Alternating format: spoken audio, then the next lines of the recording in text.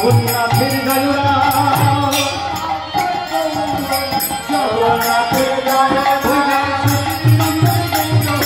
জগন্নাথের গায়রা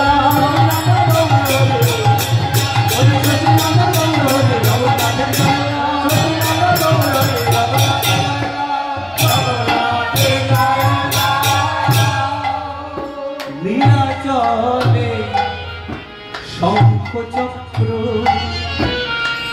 গদা পদ্ম ধরো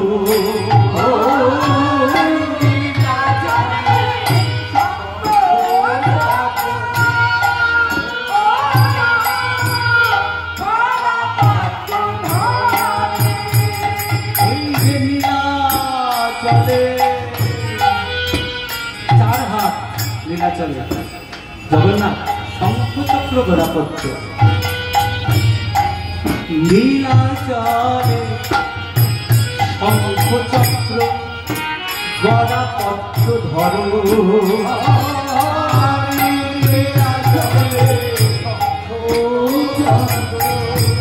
গদা পদ্ম ওই যে নদিয়া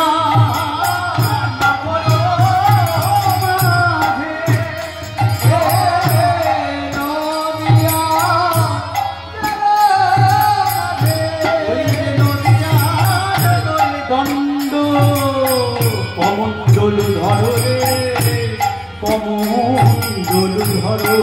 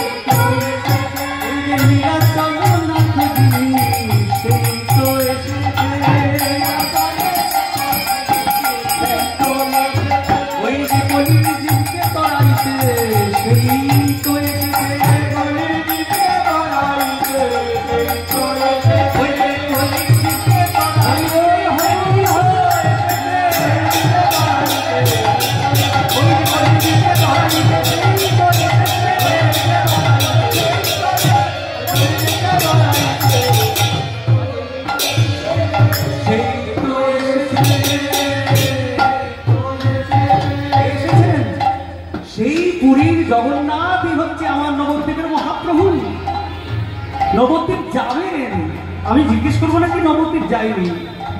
আমরা সবসময় দূরের ঘাস দেখতে চাই, মনে হয় দূরের ঘাস ঘন। ঘরে যে মা বাবা যে সবচেয়ে বড় ঈশ্বর, এটা আগেই ভুলে যাই আমরা। কি ঘেন্না লাগে, একদম ভালো লাগে না। গোপাল যখন মায়ের কোলে যাচ্ছে, গোপাল কি লীলা করেননি মায়ের সঙ্গে? কোন লীলাটা করেননি? মা তো মেরেছেন গোপালকে। এই লীলা আস্বাদনের জন্য তো গোপাল এসছে না। কিন্তু আমরা তো পারি না গো। বাবা মা কিছু, বাবা মার সঙ্গে আমাদের সম্পর্ক ভালো কারোর হয়, কারোর হয় না, আমরা সেই জায়গাটা রাখতে পারি না। আবার বলছি যে আমাদের ঘরেই রয়েছেন ঠাকুর। আর কে? নদিয়া মহাপ্রভু, নবদ্বীপের মহাপ্রভু, তিনি কিন্তু জগন্নাথ।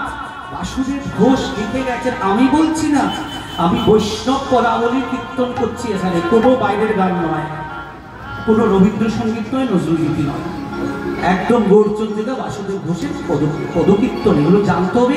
পদাবলী আসরে একমাত্র পদাবলী গান ছাড়া যদি অন্য কোনো গান হয়, সেটা বৈষ্ণব অপরায়কের বড় কীর্তনিয়া। কোনোদিন প্রচারে যাননি, বলছেন প্রভু জানে। এটাই তো বৈষ্ণব আচরণ হবে। আমরা তো কত ভিডিও করছি, প্রচার আমার যেন নাম করি, প্রচার আমারও আপনার কাজে, তোমারও ইচ্ছা করো হে পূর্ণ আমারও জীবন মাঝে। কে লিখেছেন? রবীন্দ্রনাথ ঠাকুর লিখেছেন। ওনাকে বাদ দিয়ে তো আমরা যেতে পারি না। কিন্তু রবীন্দ্রনাথ বৈষ্ণব পদকবি ছিলেন না। আমি গুগলে অনেক সার্চ করেছি, আমি কোথাও চৈতন্যদেবকে নিয়ে রবীন্দ্রনাথকে লেখা দেখিনি। আমাকে বলবেন যদি আমার কোনো ভুল কথা বলে থাকি।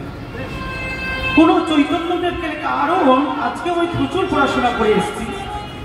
চৈতন্যদেবের ধারা ছিল আধ্যাত্মিক, রবীন্দ্রনাথ ছিলেন নিরাকার ব্রহ্মের উপাসক, যার কোনো আকার নেই। হ্যাঁ, আমাদের গীতায় বলেছে তিনি আকার, তিনি সাকার, কিন্তু চৈতন্য মহাপ্রভু বলছেন কৃষ্ণ পরাক্রমস্তু, কৃষ্ণ বলে মতে হোক। স্বয়ং সার্বভৌম এত অহংকারী ছিলেন। সার্বভৌমের সঙ্গে আমি তো রবীন্দ্রনাথের পার্থক্য দেখি না। কেন রবীন্দ্রনাথের লেখা নেই চৈতন্য প্রভু নিয়ে? নিরাকার ব্রহ্ম, তিনি তো আমাদের পাশে শ্রীরামকৃষ্ণ রয়েছেন, বলছেন মা খা, মা খা। তাহলে এটা আমরা বিশ্বাস করি না তিনি আকারও। চৈতন্য দেবের যে ফিলসফি দর্শন হচ্ছে, তিনি আছেন মূর্তির মধ্যে। আমি যাচ্ছি জেলায়, যাচ্ছি আস্তে আস্তে।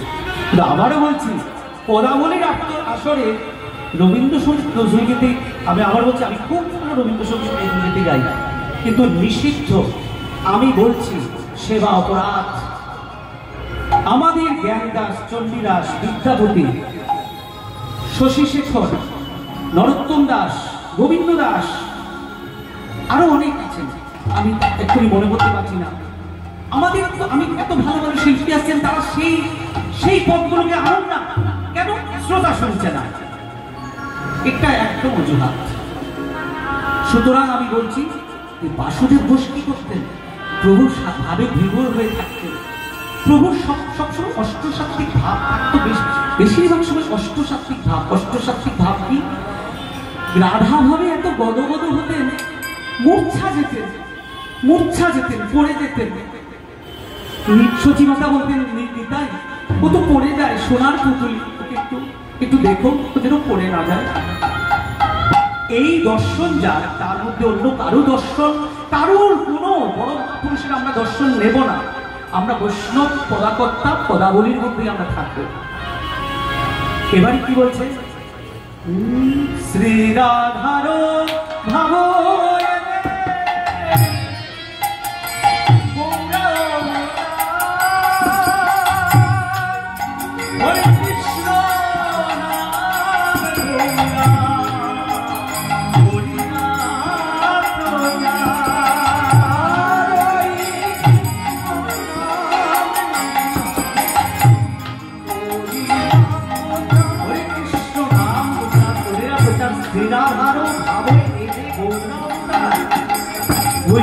রাধা আজ বিভাগ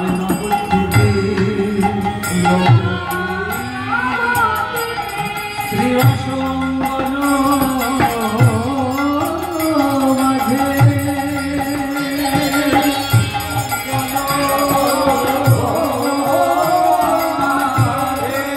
সচি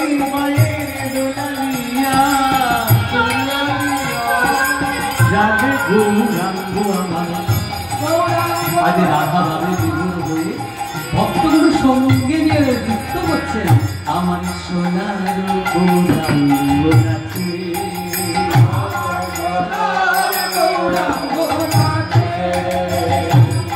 সোনার গৌরাঙ্গ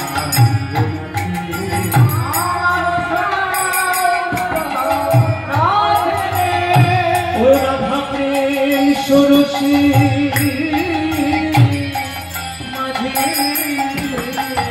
সোনার গৌরাঙ্গ নাচে,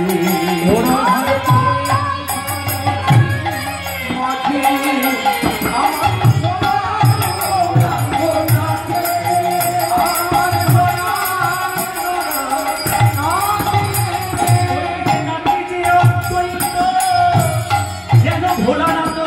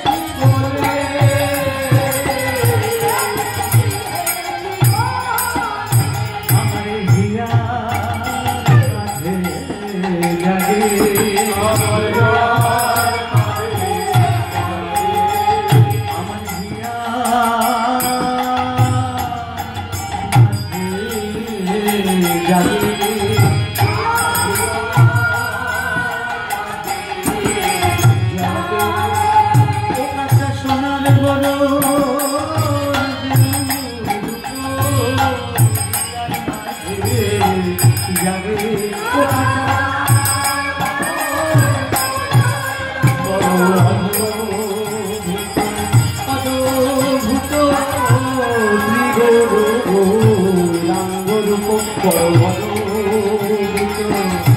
অদ্ভুত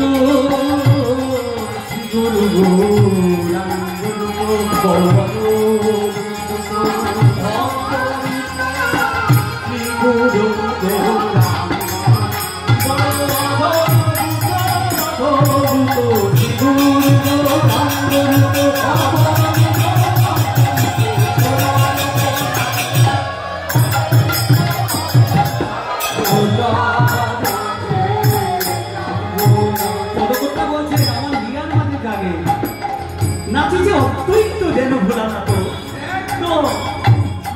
ভোলানাথ, তুমি যে বসে আছেন, ভোলানাথ কে? পরম বৈষ্ণব। আরেকটা মন্তব্য করবো, সেবা অপরাধ হচ্ছে, তবুও বলবো,